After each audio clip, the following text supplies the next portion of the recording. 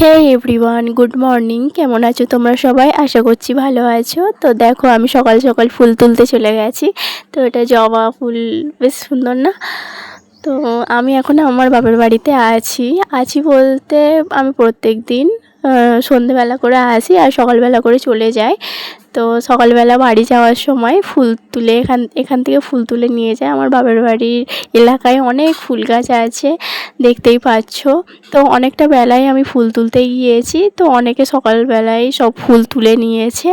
আমি অনেকটা বেলায় গিয়েছি, তো গাছে অল্প অল্প ফুল ফুটে আছে। তো এখানে দেখো কত বড় বেল গাছ তোমাদের দেখাচ্ছি। তো বেল গাছের সাথে এই ফুলগুলো হয়ে আছে।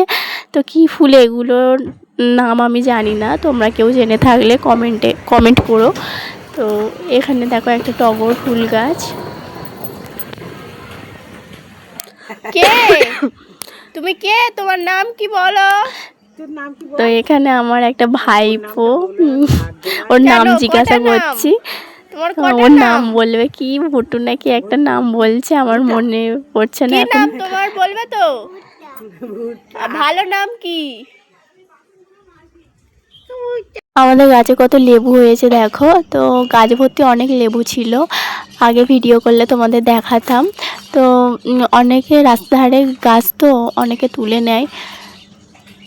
দেখো এক একটাতে মানে দুটো তিনটে করে হয়ে আছে। এটা আমাদের এক বৌদিদের বাড়ি। তো এখানে অনেক কিছু ফুল চাষ করেছে, শুধু ফুল না, আরও অনেক ধরনের, যেমন ভুট্টা, সবজি টবজি, নানান ধরনের জিনিস।